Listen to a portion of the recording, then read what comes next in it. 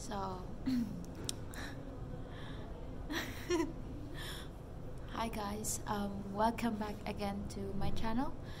So for today's video update, I am in the hospital, so getting hospitalized here in Dumaguete, and I am currently here in Ace Doctors.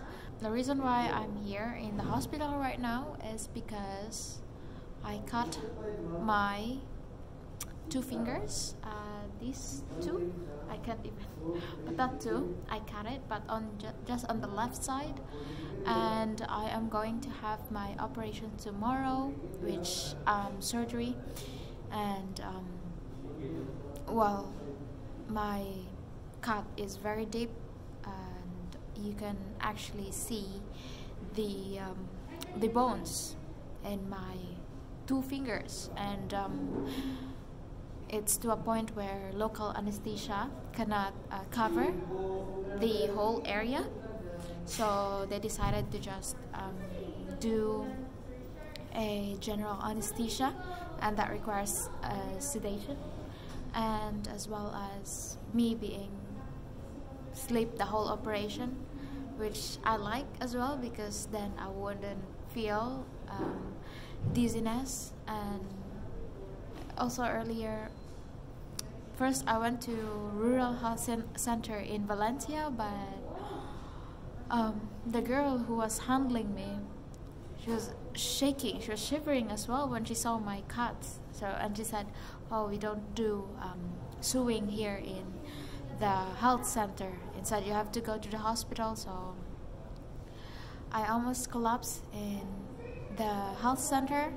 Not almost, but I did collapse. So now I almost collapsed the second time around here in the hospital as well, because of the cuts, and I don't want to see it, as well as, I don't know, it's just, if it's too deep and there's blood in it, I just started feeling like pukey or vomiting, and that's the time I will collapse. So the doctor said to we're just gonna do a general anesthesia for you, and by that we're gonna do like sedate you. So my operation's gonna be tomorrow. It's actually midnight today, and we're just waiting for me to be transferred to my private room, and they don't have a ward because it's also full.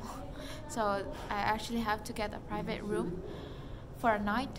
And then here with me is my brother, and he's holding the camera as of the moment. So just a quick update, and then I'll update you guys tomorrow the moment I wake up from my operation. So I'll see you.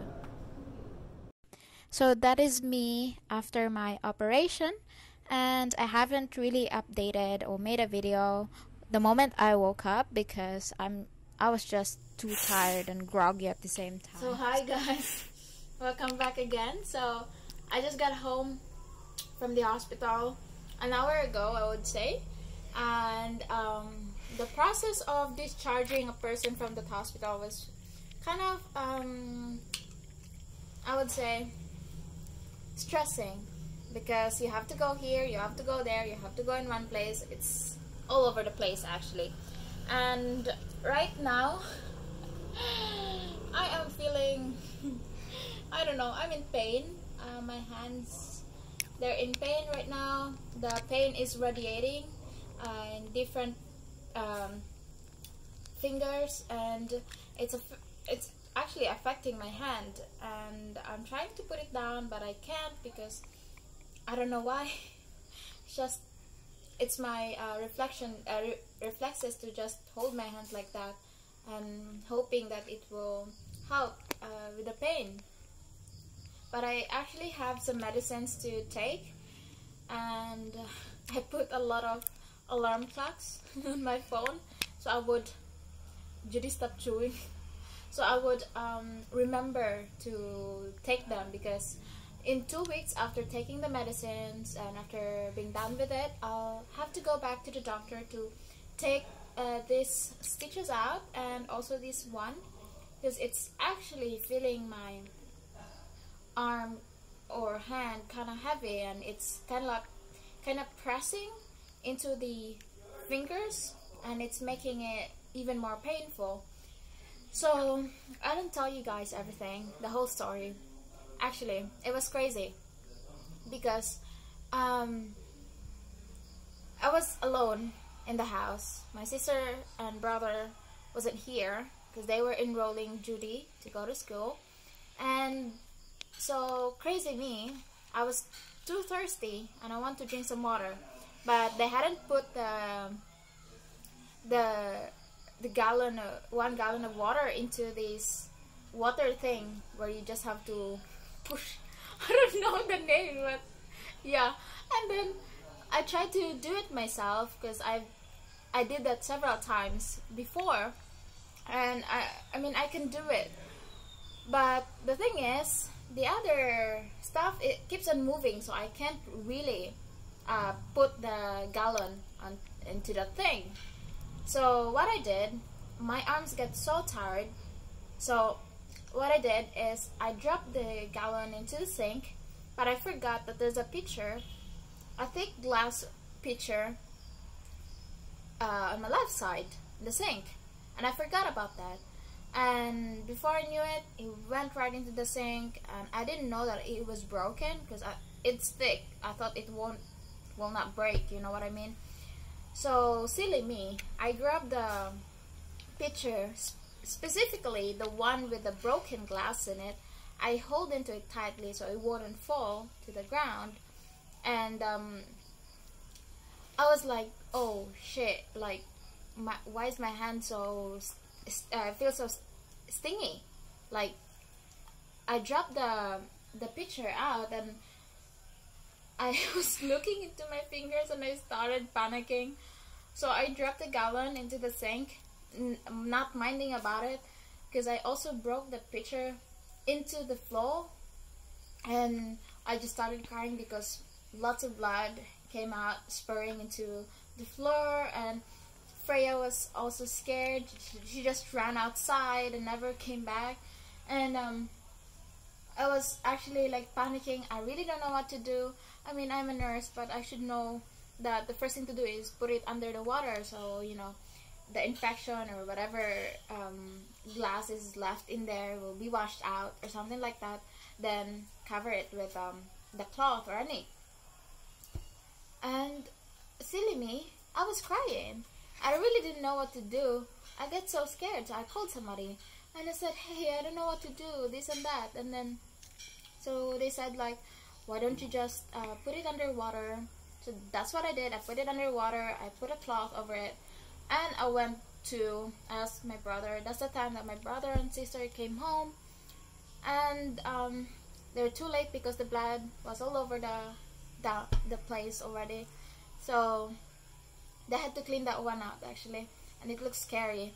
And so I went to the Valencia Rural Health Center, and I asked them, I went there, all fine, but I'm still crying because it's painful. And I was holding my hands like that, and I was like, excuse me miss, where do you treat the patient with their fingers being cut or whatever? And then she's like, oh, this way. So they thought that the cut isn't that deep, or isn't that I don't know, bleeding or bloody or whatever. So they led me outside, and then she opened it. One nurse opened it, and she was shivering. She was like, just like that, and I was crying because it's really painful. So she said, I'm gonna put some betadine in there, you just have to stay calm. So when she put the betadine, she was shaking actually, because I don't know, she got scared or whatever. So she put her betadine in there, and I was crying really hard. And at that moment, I collapsed. Like, first thought, like, oh my gosh, I couldn't see clearly. All I could see was yellowish, and it turns into white, and I was like, oh, I think I'm gonna die. That's my thought. And my brother held me and said, Mia, because the nurse told Justin to just, you know, let her stay awake, you know, so she wouldn't sleep or whatever, because she got scared actually, the nurse. So my brother was like, Mia, open your eyes, open your eyes. But I can't, because every time I open my eyes, all I could see is just whitish, and I couldn't see any building or anything like that. And I was catching my breath as well. I was like that. And so I said, oh, I think I'm gonna collapse. So I collapsed for a bit. And then I woke up because it was painful, because she put another bed, and I was like that again. And I was too tired. So she told me, you have to go quickly to the hospital and get that suit. And so I said, okay. So she gave me antibacterial or antibiotic and mefenamic for my pain. I took that one, and I went to Ace Doctors, actually. And when I went there, I had to wait for like 2 hours or so for the doctor. So from 11, I went in for like 11, 12, like maybe almost 1, something like that. And well, I was waiting there, and I went to the emergency room. I sat there, and then there's this one doctor came in, and I said, okay, can I see your finger? So he opened the one that the nurse was dressing, my 2 fingers, my ring and my middle finger. He opened it, and he was like, oh my god, that's dead. I said, yeah, pretty sure it is. So I knew right there that Judy, stop chewing. I knew right there that I will collapse again, because if I feel like I'm collapsing, I could feel like I'm about to puke. That's what I felt at first. So I was like, oh, I think I'm gonna collapse. But then he said, no, don't collapse on me or something like that. I said, okay, but I really can't hold it. And he says, okay, you wanna do local anesthesia, but it won't cover everything. I said, my pain tolerance is not that high. I could only absorb less pain, and not that much of pain. And he says, okay, well, let me try this. So he put a cold water in there, sterilized water, and he tried to like dip cotton in there to clean the wound. But then I started crying because it was just too painful. And he says, no, we can't do local anesthesia to you, so we just have to do, it's either general anesthesia or we're gonna sedate you for that one. So I said, yes, please, how much is it? And at first he said, oh, it was 20,000. I was like, what? Are you serious? And he's like, yeah. I said, why don't we just do local anesthesia? And he's like, okay. But then I almost collapsed again, so I said, we're just gonna do sedation, okay? So we have to admit you. So I got admitted, and I actually have to sleep in the ER for, I don't know, from 3 in the afternoon until 3 in the morning, because they have to transfer me to a private room. And tell you what, they don't have any available ward for me, so they have to put me in, oh, for a moment. So they have to put me in a private room, actually. And then after that, I said, okay, fine. And I slept, you know, I keep waking up, and I went back to sleep again. I'm just too tired, exhausted, actually. And my hands, they are bothering me as well, so I can't really sleep throughout the night. And then when I got transferred into the private room, I really thought that, you know, that day is gonna be my day, that they'll be doing the suturing. And they said, oh, we're gonna suture you tomorrow. And then I said, okay, fine. So I slept and all of that. And the next morning, it was too early. They woke me up and says he can't eat after 6. And I was like, oh, I haven't eaten. I only ate 4 biscuits.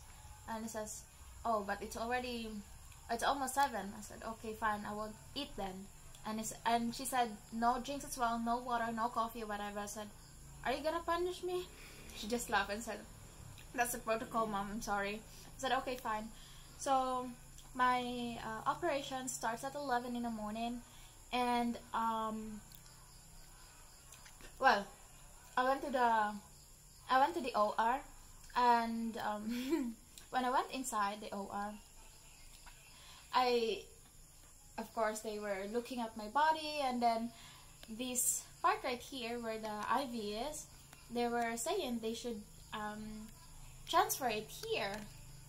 I don't know what's the name of this one, but the radial, this one's already been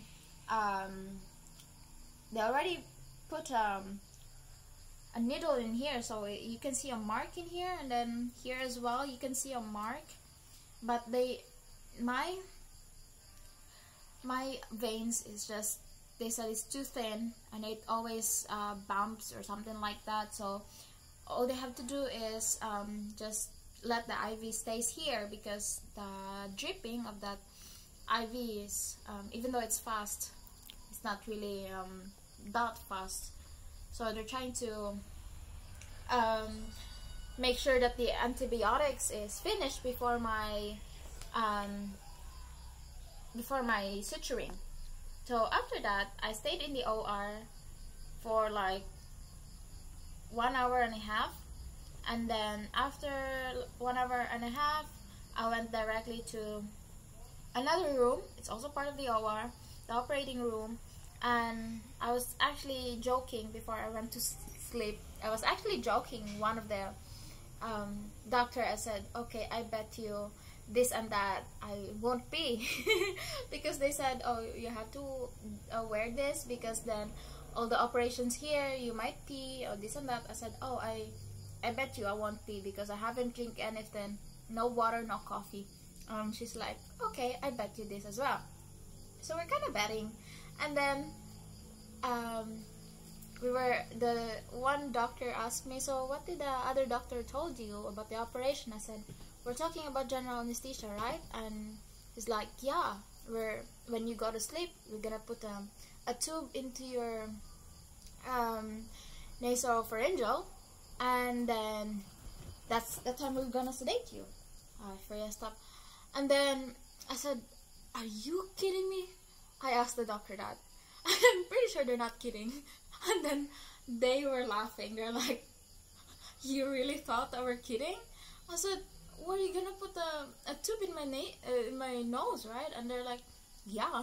I said, what about the other options? And they're like, oh, we're just gonna sedate you, and you know, if you keep waking up, we're gonna sedate you more.